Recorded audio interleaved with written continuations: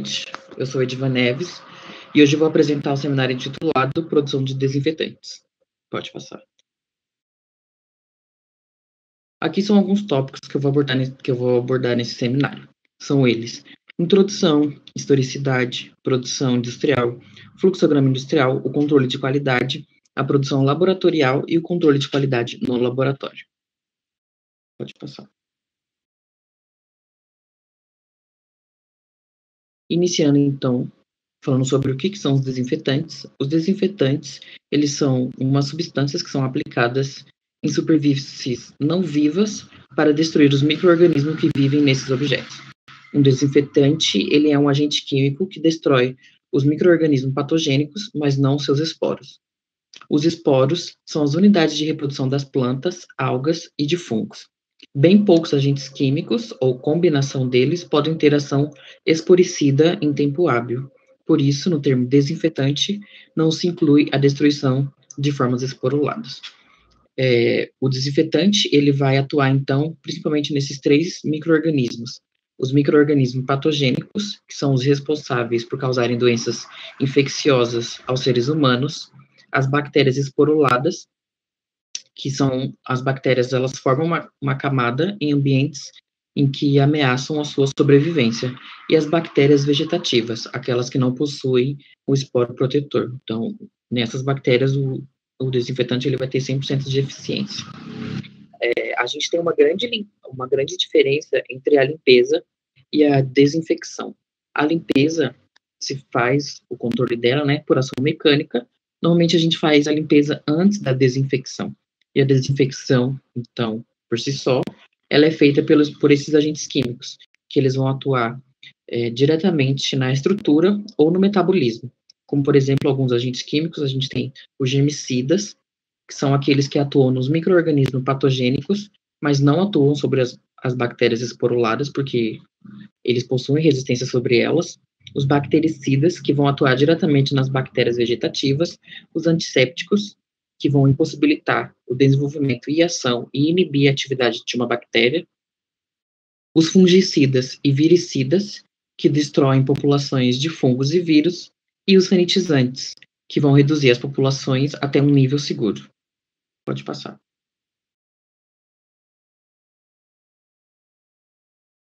Então, trazendo um pouquinho da história de como que surgiu o desinfetante, já tem-se dados sobre a utilização de desinfetantes desde as primeiras civilizações, como a civilização chinesa, civilização persa, civilização egípcia.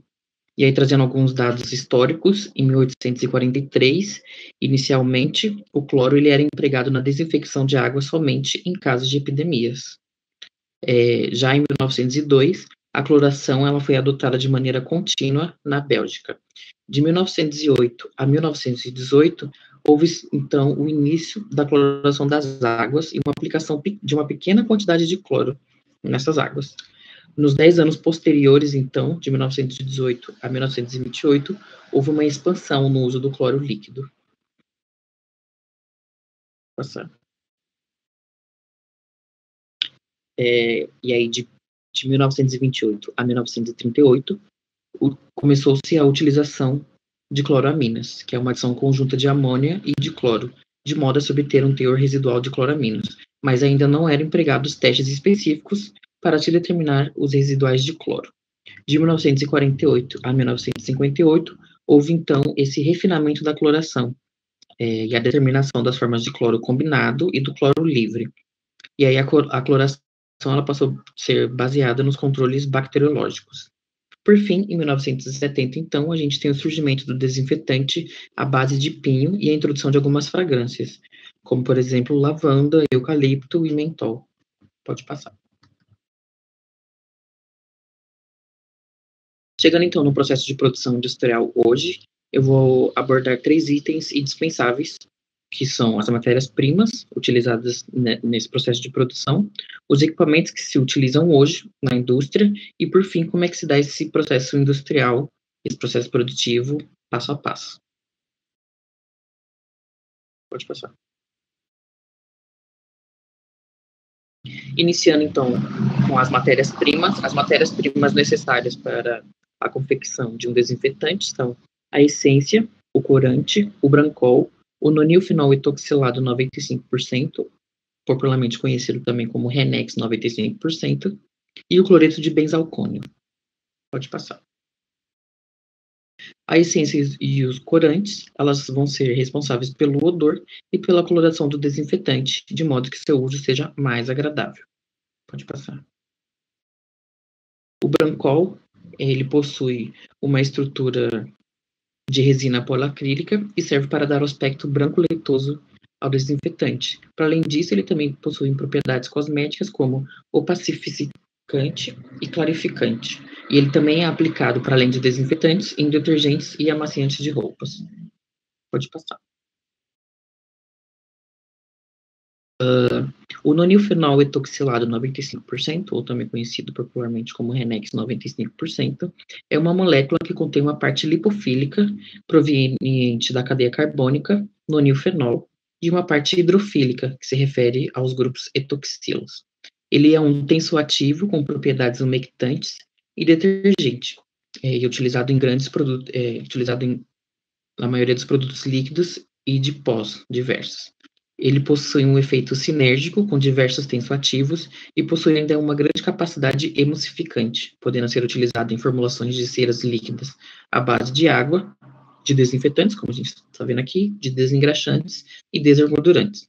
Ele, por fim, então, tem a finalidade de dissolver a essência na água, sabendo que a maioria das essências são de base de óleo, como todo mundo sabe, óleo e água não se misturam.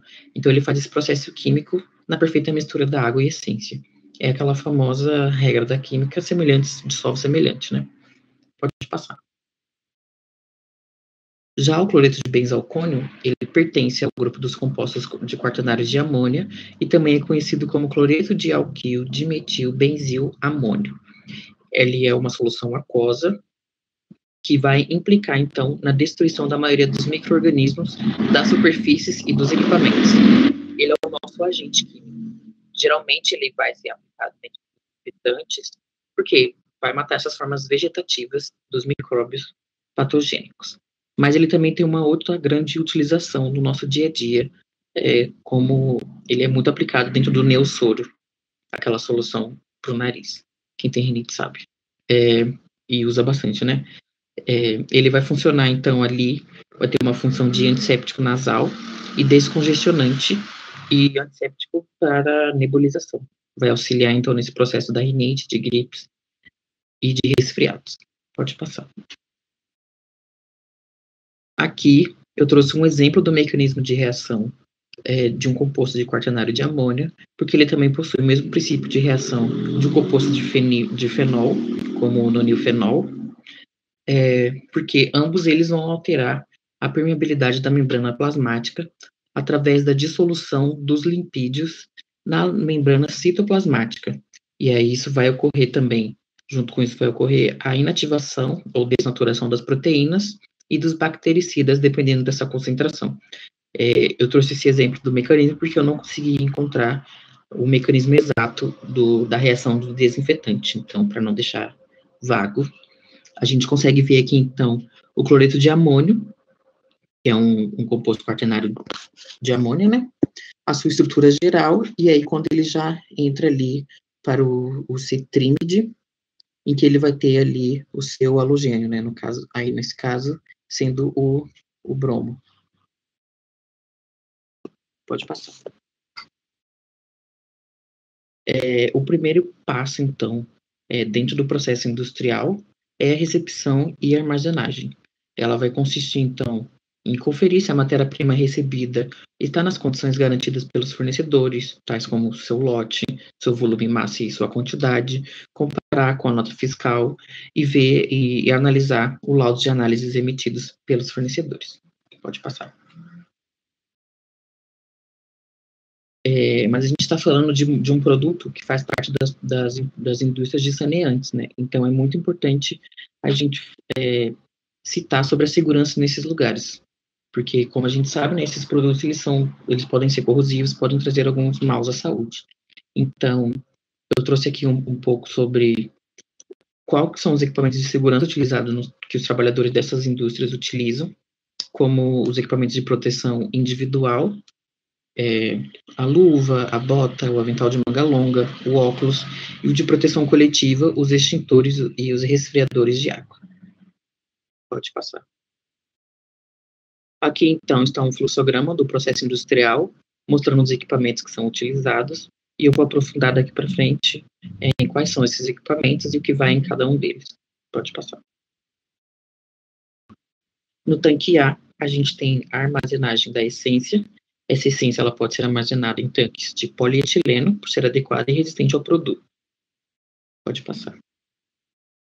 Já no tanque B, a gente vai ter a armazenagem do nosso nonilfenol etoxilado 95%, ou também conhecido como Renex 95%. Ele pode ser armazenado em tanques de aço ou de polietileno, por se tratar de um líquido mais viscoso. Pode passar.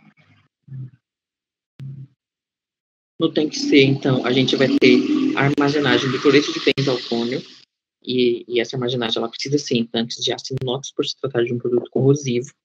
Então, esse tanque, nesse modelo, ele não vai permitir que a corrosão aconteça. Pode passar. No tanque D, a gente tem a armazenagem da água, utilizada no processo também, por se tratar somente de água. Ela pode ser armazenada também em tanques de aço inox, que é um material resistente, e, como todos sabem também, né, a água promove a corrosão através da reação ali do oxigênio. Então, a importância de se utilizar um tanque de aço inox.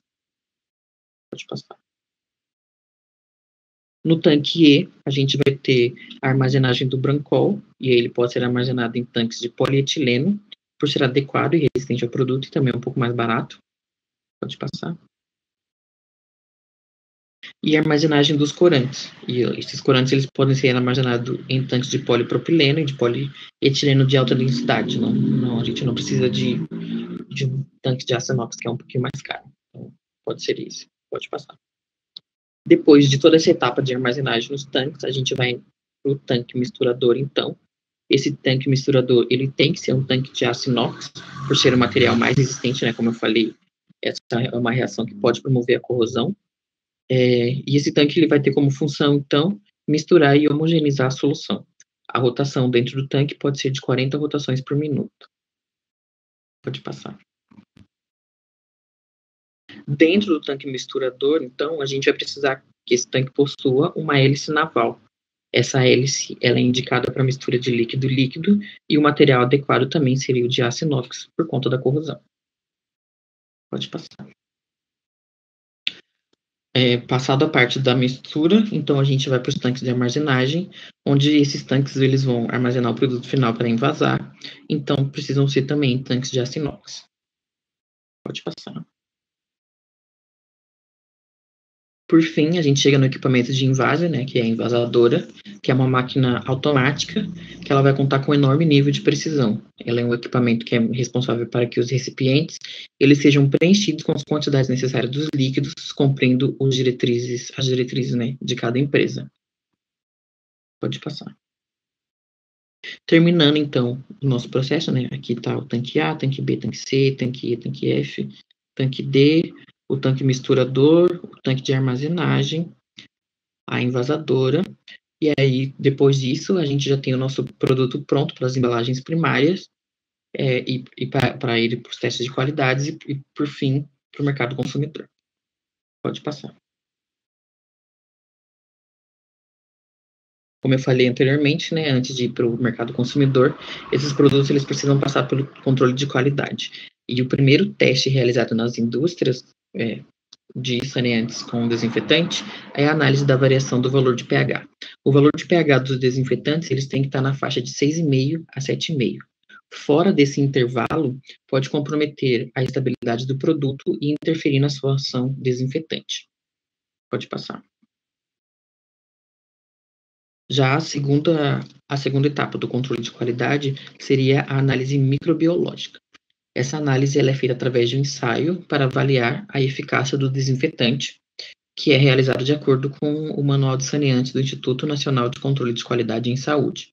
Neste ensaio, o produto testado ele é colocado em contato com 2 micro-organismos patogênicos, a salmonela, que é responsável principalmente por infecções intestinais, e a Staphylococcus, que é responsável principalmente por infecções na pele, como espinhas, terçóis e feridas. E aí, o procedimento é colocar esses micro-organismos em 10 minutos em contato com desinfetante. Após esses 10 minutos, cada um, né, separadamente, essa placa que ela é colocada, essa placa que é colocada junto com esses micro-organismos, ela é colocada também no meio de cultura, e onde observa-se se houve o crescimento do micro-organismo ou se ele desapareceu. Se houve o crescimento, então esse desinfetante não passou nesse teste, ele precisa ser reformulado. Se desapareceu, ele está pronto, então, para ir para o mercado consumidor. Pode passar. O terceiro e último teste do controle de qualidade é o teor de princípio ativo, a análise do teor de princípio ativo. E esse teor, ele vai nos dizer a quantidade da substância ativa que foi adicionada à formulação para que o produto íntegro ou em diluição de uso seja capaz de ter a ação que se propõe, aí sendo desinfecção ou esterilização. A legislação, ela vai determinar que nos rótulos do produto, podendo ser no painel principal ou no secundário, sejam apresentados nomes químicos ou técnicos dos princípios ativos e seus respectivos teores. Aí, dentro desse teste, eu peguei ali o valor de referência, né, do teor de princípio ativo do cloro, principalmente. Ele tem que estar entre 85% e 115% do declarado. Se estiver fora dessa faixa, ele não está apto para ir para o mercado consumidor. Pode passar. Feito os testes de controle de qualidade, então, o produto ele é envasado, e a armazenagem industrial ela pode ser feita em bombonas de 1 litro, 2 litros ou de 5 litros. Pode passar. Por fim, então, chega no nosso mercado consumidor, né? Chega aqui para a gente utilizar. E aí, esse produto ele tem diversas utilizações, né? Diversos usos, como o uso domiciliar em ambientes em geral, o uso exclusivo em locais relacionados ao atendimento à saúde, que precisam de desinfecção e esterilização. E ele também é muito utilizado em indústrias alimentícias, principalmente nos locais de produção, de elaboração, fracionamento e de manipulação de alimentos. Pode passar. Mas aí, quando esse produto chega no mercado, a gente pensa, nossa, mas esse desinfetante está R$5 e o cara que passa de Kombi na minha rua, ele está vendendo por 2, vou comprar com ele. E aí, isso é uma coisa que é muito recorrente, né? Como está ali na imagem, tem essa cultura desses produtos clandestinos, e esses desinfetantes clandestinos, normalmente eles são mais baratos, porque eles não vão cumprir com o que prometem, e em sua maioria eles só vão possuir cor e cheiro agradável, né? Eles também não passam pela avaliação do Ministério da Saúde e nem pela fiscalização da vigilância sanitária. Para além de serem desinfetantes baratos, eles também podem causar diversos problemas de saúde, como queimaduras, problemas respiratórios, irritações, machucados e intoxicações graves. Pode passar.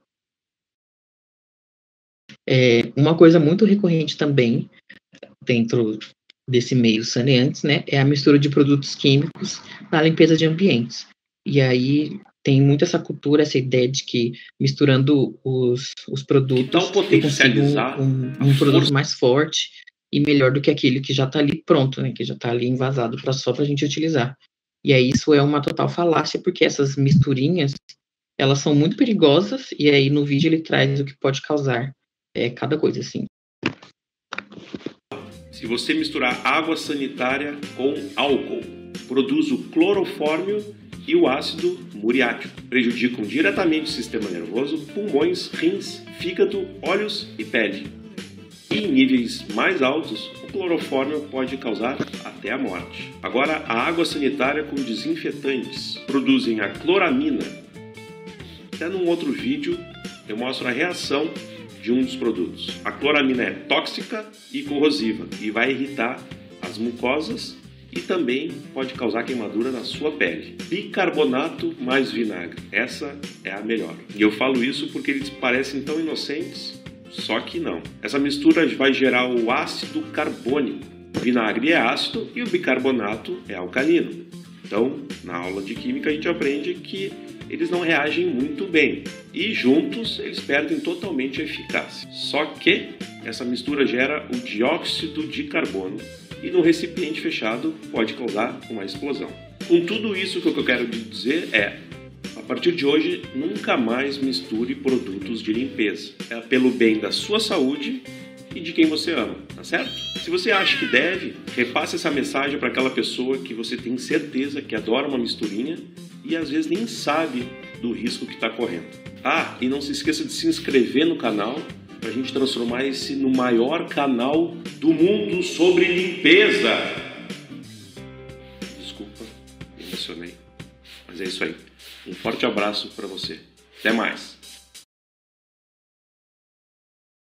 Pronto, todo mundo conseguiu ver? Acho que conseguiu, né? Eu não vou abrir o chat porque vai que dá um bug. Tá, seguindo então, eu trouxe um pouquinho então sobre a produção industrial e agora eu vou falar um pouco sobre a produção laboratorial. Como é que a gente confecciona um desinfetante no laboratório, né?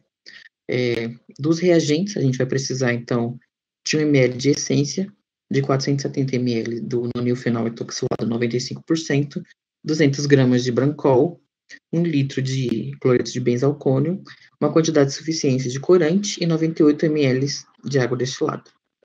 Pode passar. Nas vidarias, a gente vai precisar, então, de uma baqueta de vidro, becker de 100, becker de 250 ml, proveta de 10 ml e de 50 também, uma espátula e um recipiente para invase.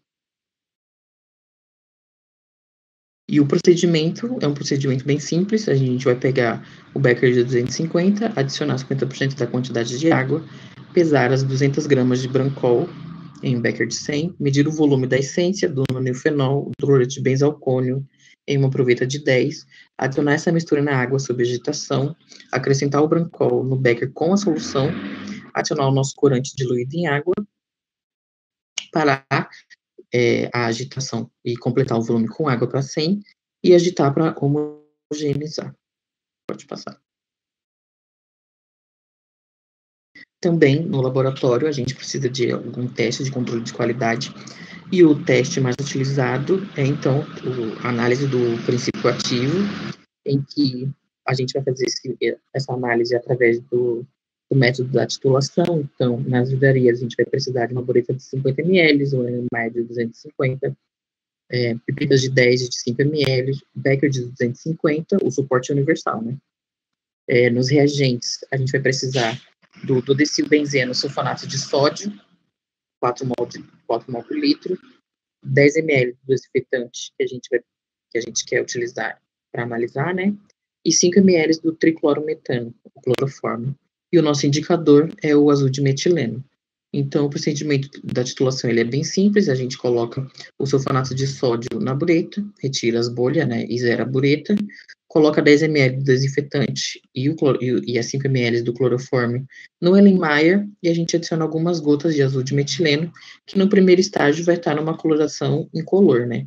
A gente vai fazer a titulação até que a solução possua uma coloração azul por completo. E aí a gente vai analisar essa variação através dos cálculos de titulação, quanto se deu essa variação da formulação que a gente tem ali e do quanto que o fabricante está indicando, né?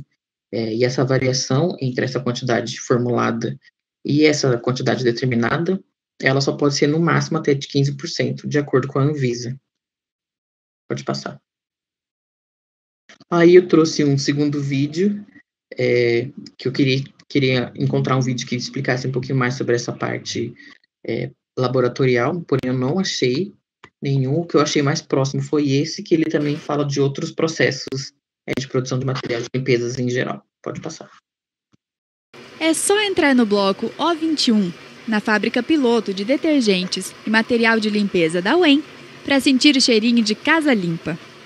Aqui é produzido todo o material de limpeza necessário para suprir a necessidade do campus sede, campus regionais, restaurante universitário e hospital universitário. Nós estamos produzindo 4 tipos de produto, que é o detergente neutro, né, que é utilizado para lavar a louça, limpeza em geral, o desinfetante para banheiro, a água sanitária e um sabonete líquido para as mãos. São produzidos cerca de 200 litros de cada material de limpeza por semana. Com a utilização dos produtos fabricados aqui, O departamento gera para a universidade uma economia de aproximadamente 50%. A universidade tem condições de oferecer os produtos, né, com preço diferenciado, por ter algumas vantagens, né, não investir em marketing ou em propaganda, né, não utilizar alguns tipos de produtos que é utilizado no comércio, né, como corantes, essências, e também algumas isenções de impostos, né, que a universidade tem e que pode baratear o custo. Enquanto estávamos no laboratório, Luan, estudante de Química, nos ensinou a fazer detergente. E até que se seguirmos os passos certinhos, não é tão difícil de fazer. Estou adicionando hidróxido de sódio, que é a soda cáustica. Depois de adicionado a soda cáustica, eu vou colocar o ácido sulfônico. O ácido sulfônico é como se fosse uma reação ácido-base, né? Ele serve para gerar um pouco a espuma, né? E preparar a solução para depois encaixar o espessante, né? Para o detergente começar a tomar forma. A próxima etapa é adicionar a amida. A amida ela tem uma função de também ativar o ponto de detergência, né, da solução, mas também para limpar algum tipo de impureza que existe. Agora a gente esperar ela homogeneizar um pouco para depois conferir o pH. Então, aqui como a gente pode ver, ele está próximo do 5 para 6. Então, esse detergente ele pode ser utilizado. Agora a gente vai usar o sal, né? Sal de cozinha, cloreto de sódio, como um espessante. É agora que o detergente vai tomar forma. Aí a hora que ele perder essa tonalidade esbranquiçada, aí chegamos ao detergente. O processo é tão fácil que virou até curso de férias, ministrado pelo Programa de Educação Tutorial de Química. O grupo PET é formado por alunos da graduação que, com a tutoria de um professor, promovem atividades com a comunidade interna e externa, tendo sempre em vista a promoção da pesquisa, ensino e extensão. Nessa oficina, os membros ensinaram alunos da Universidade Aberta à Terceira Idade, a UNAT, a produzir amaciante, detergente e sabonete líquido. Então a gente pensou que poderia ser interessante, porque como é um pessoal mais da terceira idade, eles têm um pequeno contato, assim, já tiveram anteriormente um pequeno contato com esse tipo de oficina, de fazer alguma coisa, porque sempre são ministrados alguns cursos para eles, de produzir alguma coisa para que eles possam depois fazer em casa. Nos dois casos, o objetivo é a autossuficiência, a economia financeira e, consequentemente, o consumo consciente. Aí pode passar. Essas são algumas referências que eu utilizei para a confecção desse seminário. E muito obrigado. Fico com questões, comentários, questionamentos, qualquer coisa. Obrigada pela atenção até aqui, pessoal. Nos siga nas redes sociais, Facebook, Instagram e também no LinkedIn. Te esperamos lá.